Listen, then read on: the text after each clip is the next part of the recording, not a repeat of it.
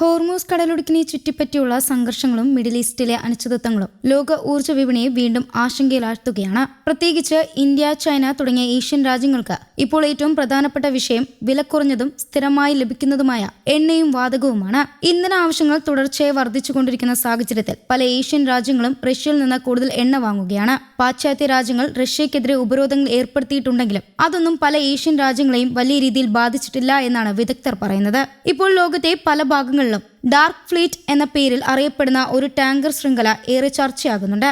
Russian എണ്ണ വിവിധ രാജ്യങ്ങളിലേക്ക് എത്തിക്കാൻ ഉപയോഗിക്കുന്ന കപ്പലുകളുടെ കൂട്ടത്തെയാണ് ഇങ്ങനെ വിളിക്കുന്നത്. ഇവയിൽ പല കപ്പലുകളും അവരുടെ യഥാർത്ഥ വിവരങ്ങൾ മറച്ചുവെച്ചാണ് പ്രവർത്തിക്കുന്നതെന്നാണ് റിപ്പോർട്ടുകൾ. മിഡിൽ ഈസ്റ്റിൽ അമേരിക്കയും ഇറാനും തമ്മിലുള്ള സംഘർഷം ശക്തമായ സമയത്ത് എണ്ണവില വലിയ തോതിൽ ഉയർന്നിരുന്നു. ബ്രെന്റ് ക്രൂഡ് ഓയിൽ വില ഒരു ബാരലിന് $100 മുകളിലെത്തി.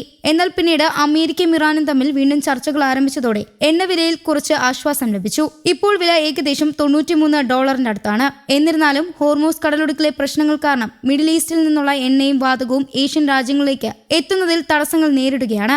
ലോകത്തിലെ ഏറ്റവും പ്രധാനപ്പെട്ട എണ്ണ ഗതാഗത മാർഗങ്ങളിൽ ഒന്നാണ് ഹോർമൂസ് കടലിടുക്ക്. ഇവിടെ പ്രശ്നങ്ങൾ ഉണ്ടാകുമ്പോൾ അതിന്റെ പ്രതിഫലനം ഇന്ത്യ, ചൈന പോലുള്ള വലിയ സാമ്പത്തിക വ്യവസ്ഥകൾക്ക് നേരിട്ട് അനുഭവപ്പെടും. ഇത്തരം സാഹചര്യത്തിലാണ് പല രാജ്യങ്ങളും റഷ്യയിലേക്ക് കൂടുതൽ ആശ്രയിക്കുന്നത്. റഷ്യ യുക്രൈനെ ആക്രമിച്ചതിനെ തുടർന്ന് അമേരിക്കയും യൂറോപ്യൻ യൂണിയനും നിരവധി ഉപരോധങ്ങൾ ഏർപ്പെടുത്തിയിരുന്നു. എന്നാൽ അതിനുശേഷവും റഷ്യ എണ്ണ കയറ്റുമതി തുടരുകയാണ്.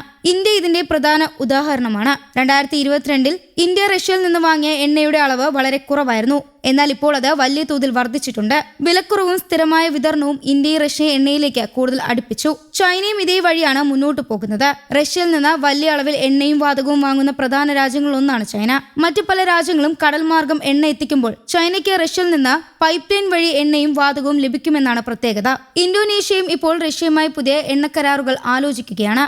ഈ വർഷം റഷ്യയിൽ നിന്ന് വലിയ അളവിൽ എണ്ണ വാങ്ങാനുള്ള പദ്ധതികൾ രാജ്യം മുന്നോട്ട് വെച്ചിട്ടുണ്ട്. രാജ്യത്തിന്റെ ഊർജ്ജ സുരക്ഷ ഉറപ്പാക്കുക എന്നതാണ് പ്രധാന ലക്ഷ്യം. ഇതിനിടെയാണ് ഡാർക്ക് ഫ്ലീറ്റ് വീണ്ടും ശ്രദ്ധ നേടുന്നത്. ഈ കപ്പലുകൾ പലപ്പോഴും അവരുടെ തിരിച്ചറിയൽ വിവരങ്ങൾ മറച്ചുവെക്കുകയും യാത്രക്കാരുടെ വിവരങ്ങൾ പുറത്തുവിടാതിരിക്കുകയും ചെയ്യുന്നു. ചിലപ്പോൾ കപ്പലുകളുടെ ട്രാക്കിംഗ് സംവിധാനങ്ങൾ പോലും ഓഫ് ചെയ്യാറുണ്ടെന്നാണ് റിപ്പോർട്ടുകൾ പറയുന്നത്.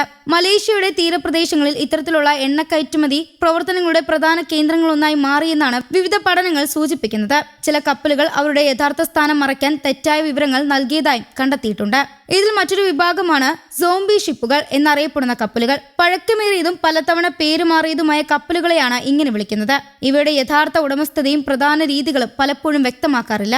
ഇത്തരം കപ്പലുകൾ അപകട സാധ്യത ഉയർത്തുന്നുണ്ട്. ചില സ്ഥലങ്ങളിൽ തീപിടുത്തം, എണ്ണച്ചോർച്ച തുടങ്ങിയ സംഭവങ്ങളിൽ ഇത്തരം പഴയ കപ്പലുകൾ ഉൾപ്പെടുത്തിയതായി റിപ്പോർട്ടുകൾ പുറത്തു വന്നിട്ടുണ്ട്. എന്നിരുന്നാലും ഏഷ്യൻ രാജ്യങ്ങളുടെ പ്രധാന ശ്രദ്ധ ഇപ്പോൾ ഊർജ്ജ ആവശ്യങ്ങൾ നിറവേറ്റുന്നതിലാണ്. സാമ്പത്തിക വളർച്ചയ്ക്കും സ്ഥിരമായി ഇന്ധന ലഭ്യത അനിവാര്യമായതിനാൽ പല രാജ്യങ്ങളും ഈ വിഷയത്തിൽ കൂടുതൽ പ്രായോഗിക സമീപനമാണ് സ്വീകരിക്കുന്നത്. വിദഗ്ധർ പറയുന്നത് റഷ്യയുമായി ബന്ധം നിലനിർത്തുന്നതിലൂടെ ചില നയതന്ത്ര പ്രശ്നങ്ങൾ ഭാവിയിൽ ഉണ്ടാകാനുള്ള സാധ്യത ഉണ്ടെന്നാണ്.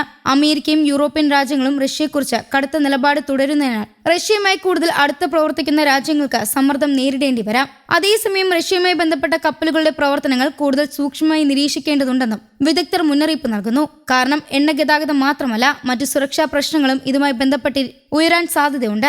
യൂറോപ്യൻ യൂണിയനും ബ്രിട്ടനും അമേരിക്കയും റഷ്യക്കെതിരായ ഉപരോധങ്ങൾ ശക്തമാക്കിക്കൊണ്ടിരിക്കുകയാണ്. ആയിരക്കണക്കിന് വ്യക്തികൾക്കും സ്ഥാപനങ്ങൾക്കും കപ്പലുകൾക്കുമെതിരെ നടപടികൾ സ്വീകരിച്ചിട്ടുണ്ട്.